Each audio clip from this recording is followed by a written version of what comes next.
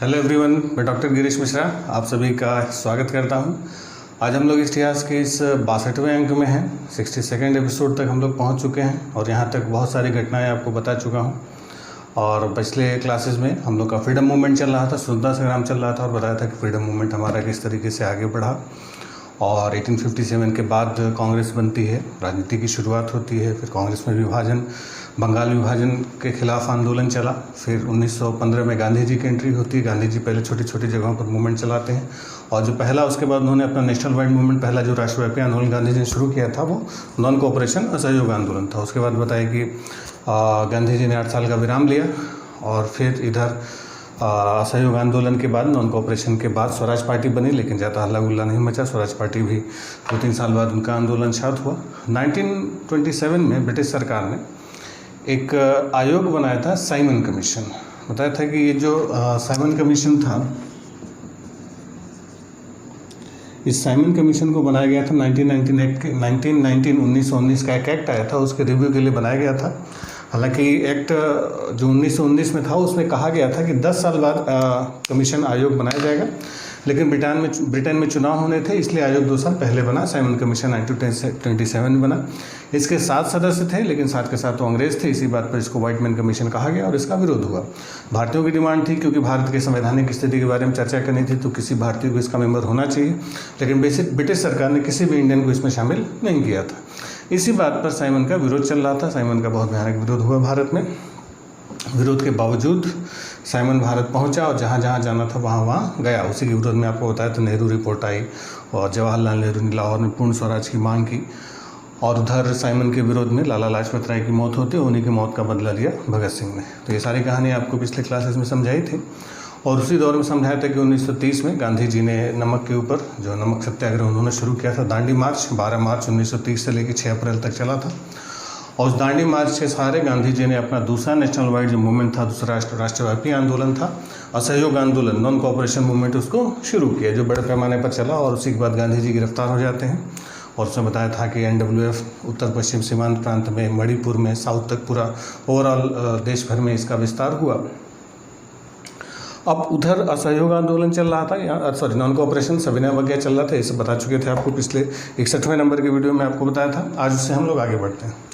उधर आपको बताया कि सिविल डिसोबीडियंस मूवमेंट बहुत तेज़ी से चल रहा था। गांधी जी गिरफ्तार करके जेल में बंद कर दिया गया था और पूरे देश में एक व्यापक पैमाने पर आंदोलन चल रहा था। ये आंदोलन नमक से लेकर शुरू हुआ था, लेकिन केवल नमक ही मुद्दा नहीं बना, बाद में सारी चीज़ें बनी। जैसे यूपी बिहार में चौकीदार कर को लेके विरोध हुआ कि चौकीदारी कर ये लोग नहीं देंगे। गांधी जी का कहना था कि जो भी आपको सरकार का कानून गलत लगता है, उस गलत कानून का विरोध किया जाए।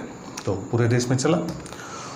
उधर इस साइमन ने 27 मई 27 मई 1930 में अपनी रिपोर्ट ब्रिटिश सरकार को सौंप दी थी।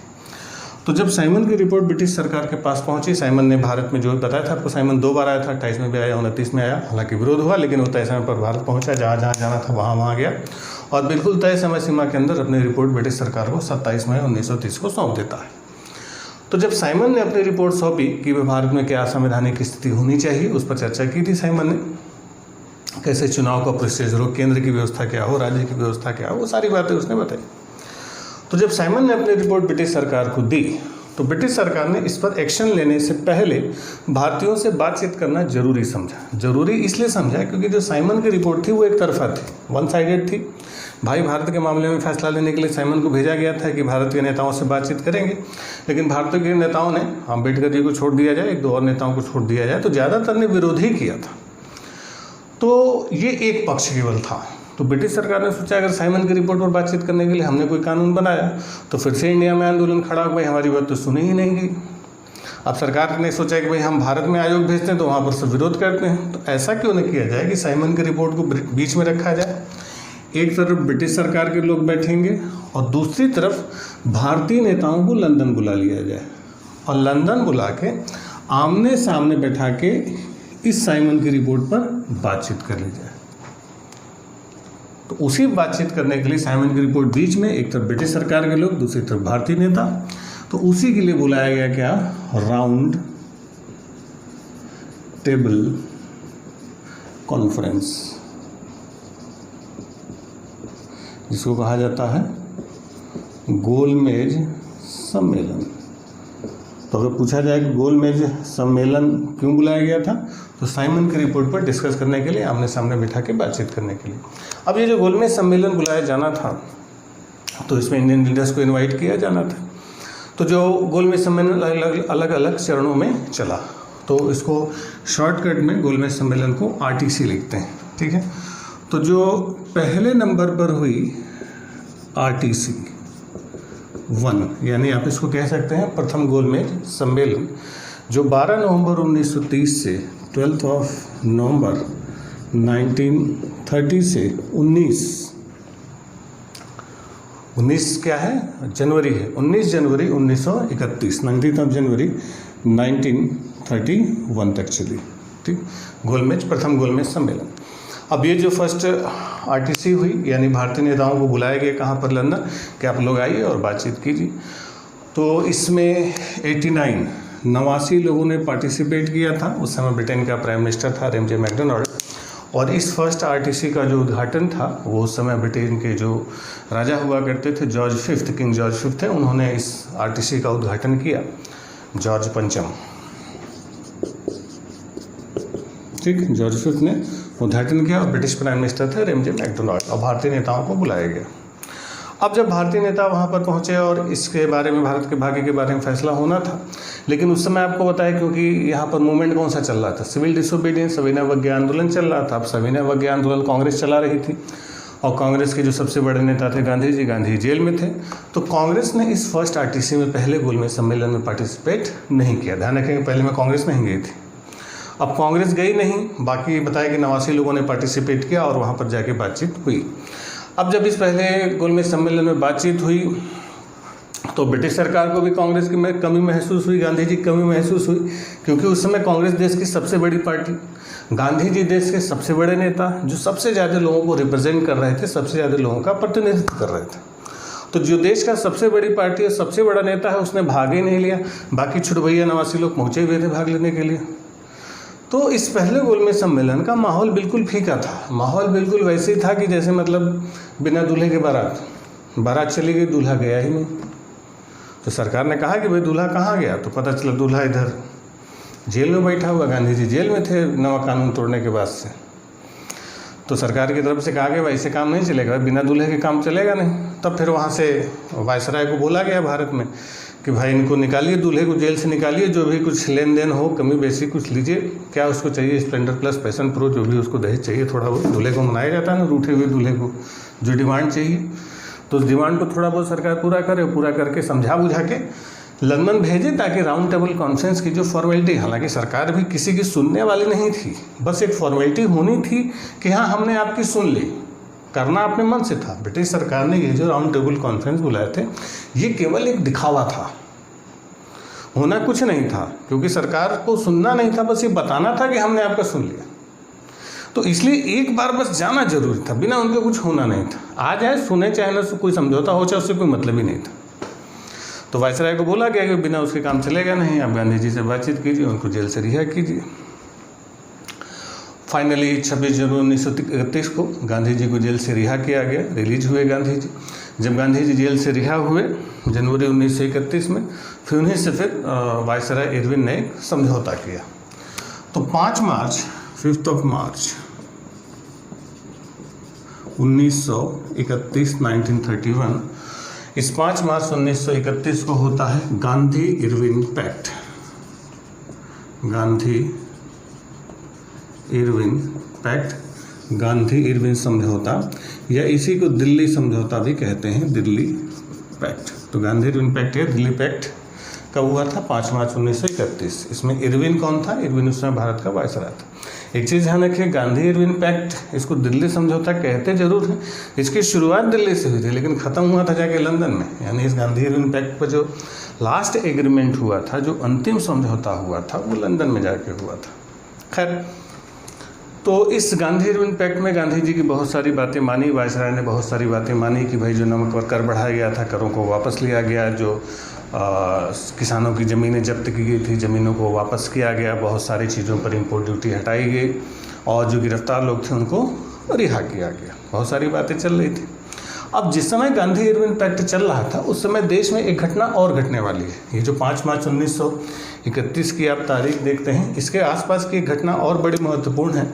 आपने सुना होगा 23 मार्च 23 ऑफ मार्च 1931, 23 मार्च 1931 बहुत महत्वपूर्ण है हमारे इतिहास की तारीख, क्योंकि इसी 23 मार्च 1931 को भगत सिंह, सुखदेव और राजगुरु को फांसी हुई थी लाहौर के सेंट्रल जेल में। हालांकि फांसी की डेट 24 मार्च की थी, लेकिन फांसी एक दिन पहले दी गई। तो गांधी इरविन पैक्ट में जैसे बताया कि दिल्ली से शुरू हुआ, लंदन जाके ख़त्म हुआ, तो मामला ये चल रहा था कि बहुत सारी बातों पर समझौता हुआ, लेकिन उस समय लाहौर के सेंट्रल जेल में इन लोगों को फांसी होनी थी 24 मार्च को। गांधी जी इस जुगाड़ में थे, गांधी जी पर प्रेशर भी था कि भगत सिंह को बचा लिया जाए और भगत सिंह की कीमत पर ही समझौता हो। तो वायसराय ने बहुत सारी बातें मानी, लगभग 6000 गिरफ्तार व्यक्तियों को, 6500 लोगों को रिहा किया गया। लेकिन जब कैदियों की रिहाई की बारी आई तो वायसराय ने कहा कि हम कैदियों को रिहा करेंगे, लेकिन केवल उन प्रिजनर्स को हम रिलीज करेंगे जिनके ऊपर पॉलिटिकल चार्जेस हैं, राजनीतिक चार्जेस, क्रिमिनल ऑफेंस वालों को हम नहीं छोड़ेंगे, यानी जिनके ऊपर आपराधिक मुकदमा है, इससे लॉ एंड ऑर्डर को खतरा होगा, सरकार कानून व्यवस्था पर कोई समझौता नहीं करेगी। भगत सिंह खुद को पॉलिटिकल प्रिजनर मानते थे, राजनीतिक बंदी मानते थे, लेकिन ब्रिटिश सरकार ने उनके ऊपर मर्डर का चार्ज लगाया था, सैंडर्स की हत्या का चार्ज था, बम फेंकने का चार्ज था। इसलिए ब्रिटिश सरकार उनको क्रिमिनल प्रिजनर की तरह ट्रीट कर रही थी, आपराधिक मामले उनके ऊपर लगाए गए थे, जबकि वो राजनीतिक समझते थे अपने आप को। इसी बात को लेकर तनातनी हुई, फाइनली समझौता बहुत डिले हुआ और लंदन तक जाके इस बात पर कोई समझौता नहीं हो पाया। गांधी जी इस चक्कर में थे कि अगर फांसी देनी है तो अभी न देके कुछ दिन के लिए पोस्टपोन किया जाए, क्योंकि कुछ दिन बाद अगर पोस्टपोन होगा तो जब सरकारें बनेंगी तो हो सकता है उस समय कुछ रिलीज करा लिया जाए। लेकिन वायसराय इस बात के लिए अड़ा रहा। फाइनली 23 मार्च को 24 को होना था, 23 मार्च को भगत सिंह को फांसी दे दी गई। तो जब भगत सिंह को फांसी दी गई तो इसकी सारी जिम्मेदारी, सारा जिम्मा किसके सर मढ़ दिया जाता है कि भगत सिंह को फांसी किसकी वजह से हुई? गांधी जी की वजह से हुई। अब सोचिए, गांधी जी इस भगत सिंह की फांसी के बाद इतने बदनाम हुए, लोगों ने इतने सारे चार्जेस लगाए कि वो गांधी जो अब तक दुल्हे की तरह ट्रीट किए जाते थे, हमारे नेशनल हीरो हुआ करते थे, यही महात्मा गांधी 1931 के कराची सेशन में जब भाग लेने के लिए जा रहे थे, कराची सेशन में से भाग लेने के लिए जब जा रहे थे तो गांधी जी की कार पर भी बम फेंका गया, गांधी की हत्या का प्रयास किया गया। हालांकि उस हमले में गांधी जी बच गए।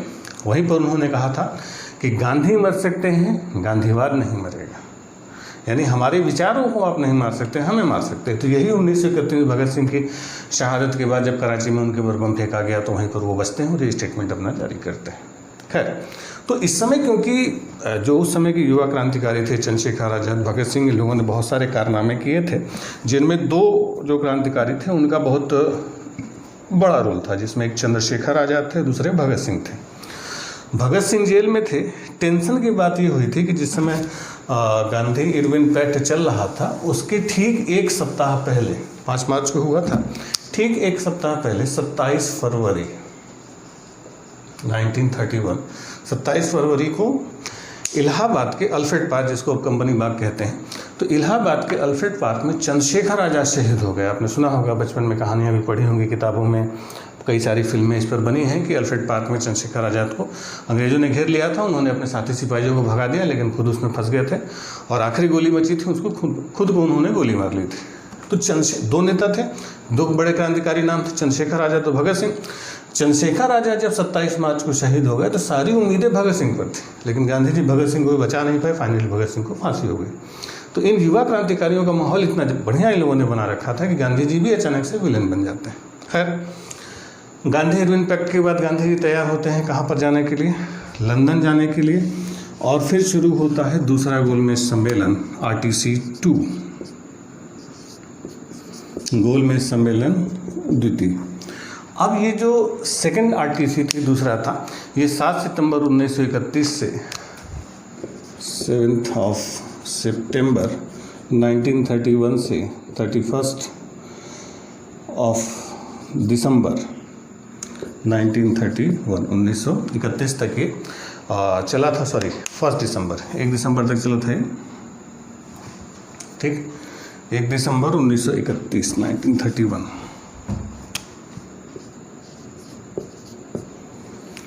अब ये जो सेकेंड राउंड टेबल कॉन्फ्रेंस था, इसमें गांधी जी जाके शामिल होते हैं और भी कई सारे लोग गए। जब गांधी जी वहाँ पर गए, वहाँ पर उस समय वायसराय चेंज हुआ था। इसके पहले बताया कि इरविन वायसराय था, अब चेंज होकर वेलिंगटन हो गया था।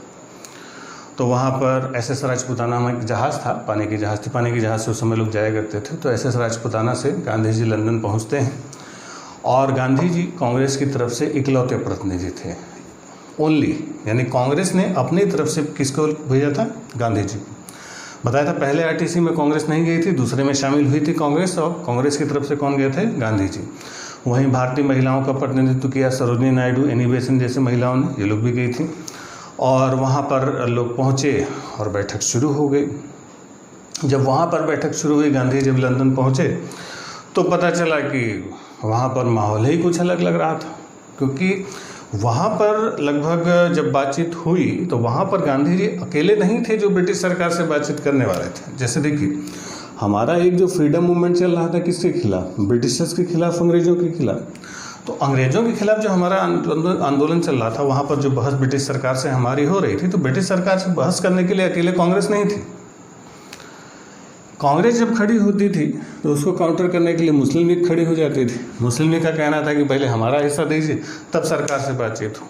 तो एक ही साथ इनसे भी लड़ना था, इनसे भी लड़ना था, ठीक। यानी केवल हमें ब्रिटिश सरकार से ही बहस नहीं करनी थी, हमें मुस्लिम लीग से भी छुटकारा पाना था। अब देखिए, घर में एक पागल हो समझाया जा सकता है, जब दो पागल हो तो बहुत मुश्किल हो जाती है। मुस्लिम लीग जब अपनी डिमांड लेके खड़ी होती थी, हमारी डिमांड पूरी होनी चाहिए, तो मुस्लिम लीग को काउंटर करने के लिए हिंदू महासभा खड़ी हो जाती थी कि भाई जब मुसलमानों को हिस्सा दे रहे हैं तो हिंदुओं को भी दीजिए। तो पता ना, एक पागल को समझाया जा सकता है, दो पागल हो जाए तो बहुत मुश्किल हो जाती। तो पता चला एक ही साथ इनसे भी लड़ाई लड़िए, इनसे भी लड़ाई लड़िए, इनसे भी लड़ाई लड़िए। जब ये लोग उलझते थे तो उसी में अम्बेडकर जी भी खड़े थे, हमको दीजिए, हम कहाँ जाएंगे भाई, ये भी तो थे, अम्बेडकर जी भी तो अपना हिस्सा मानेंगे। तो पता चला पहले हमारा, पहले हमारा, पहले हमारा। अब इस पहले हमारा हमारा के चक्कर में ये लोग आपस में ही उलझे रहे, हिंदू, मुसलमान, दलित, इन्हीं में उलझे रहे। सोचिए, भारत की सारी शक्तियां अगर मिलकर ब्रिटिश सरकार से समझौता करती, बातचीत करती, तो भारत बहुत पहले ही आज़ाद हो गया होता। हमारा जो फ्रीडम मूवमेंट इतना धीरे धीरे धीरे चल रहा है, तो ये जो धीरे धीरे चल रहा है उसका रीज़न यही था कि लड़ने के लिए हमारे पास केवल अंग्रेज नहीं थे, आपस में भी तो निपटाना था।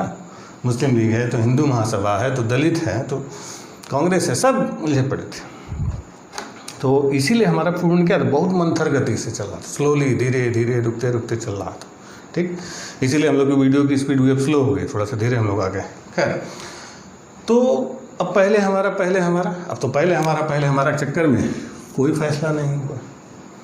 और गांधी जी ब्रिटिश सरकार की बातचीत सुनने के बावजूद सारी चीज़ें खारिज करके वापस चले आते हैं।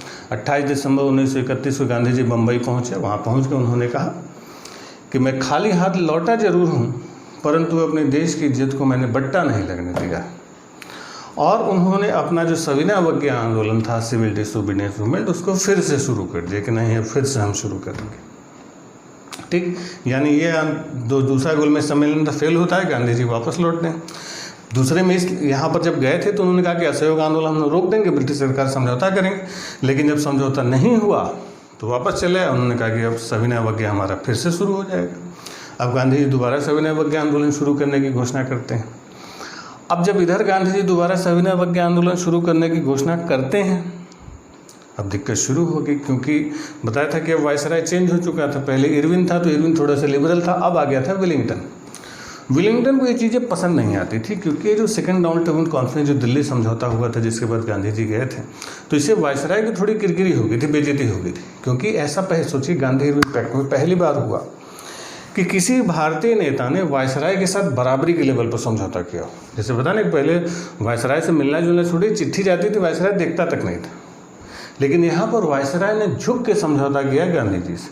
अब गांधी जी से झुक के बहुत सारी बातें मानी और गांधी जी को तैयार किया कि अब जाइए। तो ब्रिटिश सरकार को लगा कि वायसराय ने अच्छा काम किया। पता चला गांधी जी वहाँ पर सरकार की कोई बात नहीं मानते, ठोकर मार के चले आते हैं। तो वायसराय की प्रतिष्ठा को थोड़ा सी चोट पहुँची थी। तो इस बात से वेलिंगटन थोड़ा गांधी जी से चिढ़ा हुआ था कि हम छोड़ेंगे नहीं, इन सबों से झुक के बात करना ठीक नहीं, अकड़ के बात करना होगा। तो जैसे ही गांधी जी भारत पहुंचते हैं, दूसरा सविनय अवज्ञा आंदोलन शुरू करने की घोषणा करते हैं वेलिंगटन ने। फिर से गांधी जी कहा कि चलिए, अब सभी ना अवज्ञा करेंगे तो फिर चलिए जेल में। गांधी जी को उठा के फिर से जेल में बंद कर दिया जाए। गांधी जी वापस पहुंच गए, बहुत दूल्हे की तरह टीट हो रहे थे, वापस जेल में पहुंचे। कांग्रेस की संपत्ति सीज कर दी गई, कांग्रेस को अवैध पार्टी घोषित कर दिया ब्रिटिश सरकार की तरफ से। कांग्रेस इलीगल है, बिल्कुल अवैध है, उसकी सारी संपत्ति सीज कर दी गई, सारे दफ्तरों पर ताले मार दिए गए और आंदोलन को बुरी तरीके से सरकार ने कुचल दिया। सीधा गिरफ्तारी यहाँ सब उठा के अंदर, सीधे, कोई बातचीत नहीं। और पहली बार ऐसा हुआ कि कांग्रेस तक को अवैध घोषित कर दिया, कांग्रेस की सारी प्रॉपर्टी सीज कर दी गई। तो जब कांग्रेस की सारी प्रॉपर्टी सीज हुई तो उस समय जो कांग्रेस के जो बड़े बड़े नेता थे, जिसमें सी राजगोपालचारी थे, डॉक्टर राजेंद्र प्रसाद थे, मोतीलाल नेहरू थे, इन लोगों ने, जवाहरलाल नेहरू थे, इन लोगों ने क्या किया कि अपने जो व्यक्तिगत इन लोगों के अपने मकान थे, अपने घर थे, वो सब देश के नाम समर्पित कर दिया कि भाई सर कांग्रेस के दफ्तरों में ताला लगा, इनके घरों में तो लगा नहीं, इनके घर तो सील हुए नहीं थे। तो अब इन नेताओं ने अपने घरों को राजनीति का अड्डा बना दिया और कांग्रेस के दफ्तर अपने घरों में शिफ्ट कर दिए। अब आज के जैसे बहुत सारे यंग लोग हैं, गाली बकते हैं कि सतना संघर्ष में किसने क्या दिया, क्या किया। आप सोचिए, वो लोग गाली देते हैं जो सरकार को 1 रुपया टैक्स देना पसंद नहीं करते। वो लोग गाली देते हैं जो सरकारी संपत्ति पर, सड़क पर 1-1.5 फुट कब्जा कर लेते हैं। कोई ज़मीन छोड़ता है अपना, कोई मकान छोड़ता है सरकार के लिए। इन लोगों, देश के लिए इन लोगों ने पूरा आनंद भवन, आप देखिए आनंद भवन या दिल्ली में 3 मूर्ति भवन, बड़े बड़े मकान इन लोगों ने अपने देश के नाम पर न्यौछावर कर, जितने बड़े नेता थे सब ने किए, सबके घर बन गए कांग्रेस के दफ्तर। अब इनके घरों से राजनीति हुई। तो उस समय त्याग इन लोगों ने बहुत ज़्यादा किया था, बहुत कीमती प्रॉपर्टी थी उस समय भी। खैर, तो नेताओं के जो घर थे वहाँ से राजनीति शुरू होती है। गांधी जी वापस जेल में आओ और इस आंदोलन को बिल्कुल बुरी तरीके से वायसराय ने कहा जाता है कुचल दिया। इसी से फ्रस्ट्रेट होकर बाद में 4 अप्रैल 1934 को उत्साह में जब कमी देखी गांधी जी ने, तो फिर आंदोलन को वापस ही ले लिया। खैर, गांधी जी वापस जेल में पहुंचे, मामला जहाँ का तहाँ पहुंचा। अब ये जो सेकंड आरटीसी थी, दूसरा गोलमेज सम्मेलन था, इसमें अंबेडकर जी अपनी बात ब्रिटिश सरकार को समझाने में सफल हो गए थे। अंबेडकर जी ने अपनी बात समझा दी थी और अंबेडकर जी की ही डिमांड पर ब्रिटिश सरकार की तरफ से एक घोषणा पत्र जारी हुआ, जिसको कहा जाता है सांप्रदायिक पंचायत, कम्युनल अवार्ड। अब ये जो कम्युनल अवार्ड आया, अगस्त में आया था, अगस्त 1932।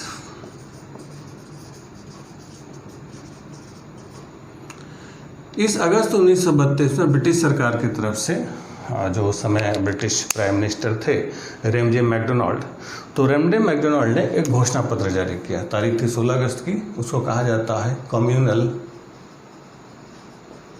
अवार्ड, हिंदी में कहते हैं सांप्रदायिक पंचायत। तो ये जो सांप्रदायिक पंचायत था, ये किसने जारी किया था? British prime minister Ramsay MacDonald ने। और ये किसके डिमांड पर आया था? ये अंबेडकर जी की डिमांड पर आया था। अंबेडकर जी भी एक एंगल रखते थे अपना। तो इस कम्युनल अवार्ड में क्या कहा था ब्रिटिश सरकार की तरफ से? अंबेडकर जी की डिमांड पर था कि जो दलित कम्युनिटी थी इनकी, तो इन दलितों को भी हिंदुओं से अलग मान लिया गया और कहा गया कि जो चुनाव के लिए सीटें निर्धारित होंगी, जैसे मुसलमानों की अलग, सिखों की अलग, तो दलितों की भी सीटें क्या होंगी? हिंदुओं से अलग मानी जाएंगी। यानी दलित कम्युनिटी हिंदुओं से अलग मान ली गई। इस कम्युनल अवार्ड या सांप्रदायिक पंचायत, या क्योंकि इसको मैकडोनाल्ड ने घोषित किया था तो इसको मैकडोनाल्ड अवार्ड भी कहा जाता है, मैकडोनाल्ड का घोषणा पत्र, इसी कम्युनल अवार्ड को। ठीक, तो इसमें क्या किया गया था? जो दलित वर्ग था उसको हिंदुओं से अलग मान लिया गया। तो जैसे ही दलितों को हिंदुओं से अलग करने की घोषणा ब्रिटिश सरकार ने की और इस बात की जानकारी गांधी जी को हुई, गांधी जी ने जेल में ही आमरण अनशन शुरू कर दिया।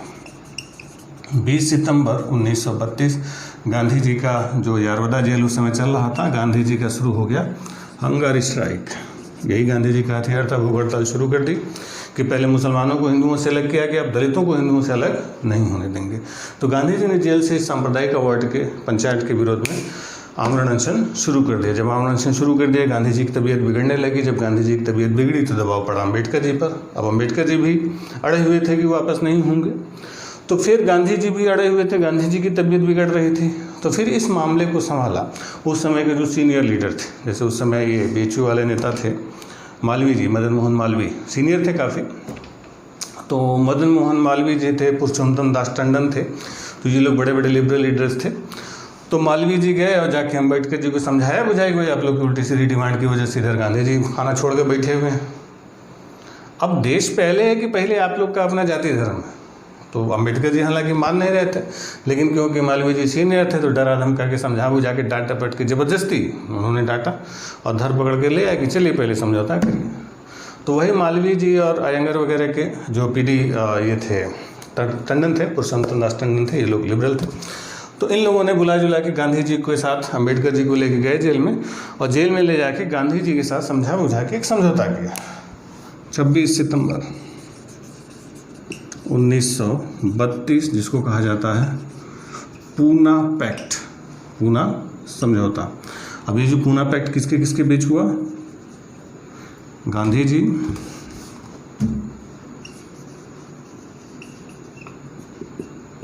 और अम्बेडकर जी के बीच। तो गांधी जी और अम्बेडकर जी के बीच कौन सा हुआ? पूना पैक्ट। और इस पूना पैक्ट में मीडिएटर कौन थे? मदन मोहन मालवीय, पुरुषोत्तम दास टंडन, बाकी सी राजगोपालचारी, राजेंद्र प्रसाद वगैरह भी थे, लेकिन मेल भूमिका उस सीनियर लीडर्स की थी। तो गांधी जी को भी लोगों ने समझाया कि आप लोग भी छोटी मोटी चक्कर में अपनी जान काहे जोखिम में डालना है। अम्बेडकर जी को भी समझाया गया कि भाई इनकी जान ज़्यादा जरूरी है। तो दोनों लोगों को समझा बुझा के क्या किया गया? पूना पैक्ट। किसके किसके बीच? गांधी जी और अम्बेडकर जी के बीच। अब इस पूना पैक्ट में कहा गया कि जो अम्बेडकर जी की डिमांड थी कि दलितों की सीटें अलग होंगी, सीटें अलग नहीं होंगी, सीटों में रिजर्वेशन बढ़ा दिया जाएगा। पहले जो राज्यों में सीटें थीं 71 सीटें थीं, उनको बढ़ा के 147 सीट कर दिया गया। और जो सेंट्रल लेजिस्लेटिव असेंबली थी, जैसे आज लोकसभा होती है, तो उसके लिए जो सुरक्षित सीट होती है, जो रिजर्व कैटेगरी की सीट होती है, उसको 18% बढ़ा दिया गया। यानी अलग सीटें नहीं दी गई, सीटों में रिजर्वेशन बढ़ा दिया गया। अभी है क्या, जैसे आपके देखते हैं ना चुनाव होता है, आपके मोहल्ले में पार्षदों का चुनाव होता है, प्रधान का चुनाव होता है, या आप देखते हैं ना, बोलते हैं ना SC सीट है तो OBC सीट है तो महिला सीट है। तो ये जो सीट ये रिजर्वेशन का होता है। तो इसमें होता क्या है कि जो कैंडिडेट होगा उस एरिया का, वो SC में होगा या ST में होगा या OBC होगा या महिला होगी, ठीक। केवल कैंडिडेट रिजर्व कैटेगरी का होगा, वोटिंग सारे लोग करेंगे, ये तो होता है। लेकिन अम्बेडकर जी के कम्युनल अवार्ड में क्या था कि जहाँ दलित बाहुल क्षेत्र होगा वहाँ पर जो दलित होंगे वही लीडर होंगे, वही चुनाव लड़ेंगे, और दलित ही दलित को वोट करेगा, सवर्ण दलित को वोट नहीं कर सकता। यानी उस इलाके में अगर कोई सवर्ण रहेगा तो वो दलित को वोट नहीं करेगा, यानी सवर्ण सवर्ण को वोट करेगा, दलित दलित को वोट करेगा। यही था कम्युनल अवार्ड में, यानी अलग कर दिया गया था। वही गांधी जी ने मिलाया कि नहीं, सीटें आप थोड़ी ज़्यादा ले लीजिए, लेकिन वोटिंग सारे लोग करेंगे। ऐसा ना हो कि भाई दलित दलित को चुनना है, सवर्ण सवर्ण को चुनना है, तो फिर समाज बटेगा हमारा। जैसे आज होता है, रिजर्वेशन करा दिया गया कि केवल कैंडिडेट रिजर्व कैटेगरी के होते हैं, वोटिंग सारे लोग देते हैं। तो ये व्यवस्था इसी में स्वीकार की गई थी, ठीक। तो यही पूना पैक्ट। ये यरवदा जेल में उस समय गांधी जी थे, तो यरवदा जेल जहाँ संजय दत्त को रखा गया था, संजय दत्त की पिक्चर आपने देखी होगी अगर, संजू, उसमें भी दिखाया यरवदा जेल, तो इसी में गांधी जी को रखा गया था। खैर, तो यहाँ पर समझौता हुआ और गांधी जी का आमरण अनशन खत्म हुआ। फाइनली 1932 में तीसरा गोलमेज सम्मेलन बुलाया जाता है, 3rd RTC। जो तीसरा गोलमेज सम्मेलन हुआ, फिर से आपको बताया, ये नवंबर 1932 से दिसंबर तक चला था। नवंबर 1932 से दिसंबर 1932 तक चला था, और इसमें केवल 46 लोग थे, 46 लोग गए थे, क्योंकि गांधी जी फिर से उस समय बताया कि जेल में थे, तो फिर से कांग्रेस इसमें पार्टिसिपेट नहीं करती, ठीक है। ध्यान रखेंगे, इन तीनों गोलमेज सम्मेलनों में कांग्रेस केवल किस में गई थी? सेकंड में गई थी, और कांग्रेस की तरफ से इकलौते नेता कौन गए थे? गांधी जी। अब सवाल पूछा जाए कौन थे जो तीनों गोलमेज सम्मेलन में गए थे, तो तीनों राउंड टेबल कॉन्फ्रेंसेस में जाने वाले इकलौते नेता थे भीमराव अम्बेडकर। अम्बेडकर जी तीनों में पार्टिसिपेट किए हुए थे, ठीक। चले, तो ये जो तीनों गोलमेज सम्मेलन हुए थे, बताया था क्यों हुए? साइमन की रिपोर्ट पर बातचीत करने के लिए। तो साइमन ने जो अपनी रिपोर्ट लगाई, ब्रिटिश सरकार जो चाहती थी, भारतीय नेताओं को भी फॉर्मेलिटी के लिए एक बार लंदन बुला लिया गया, बुला के सारी बातें सुन ली गई, बातचीत सुन करके एक मसौदा तैयार हुआ ब्रिटिश सरकार की तरफ से। उसी मसौदे को ब्रिटिश पार्लियामेंट में प्रस्तुत किया गया, और उसी पर ब्रिटिश पार्लियामेंट ने एक एक्ट बनाया जिसको कहा जाता है 1935 गवर्नमेंट ऑफ इंडिया एक्ट, 1935 का भारत सरकार अधिनियम। अब ये 1935 का भारत सरकार अधिनियम क्या था, क्यों था, कैसा था, इस पर चर्चा करते हैं हम लोग अगले क्लास में। आज के लिए इतना ही, बने रहिए हमारे साथ, मिलते हैं हम लोग अगली क्लास में, तब तक के लिए थैंक यू।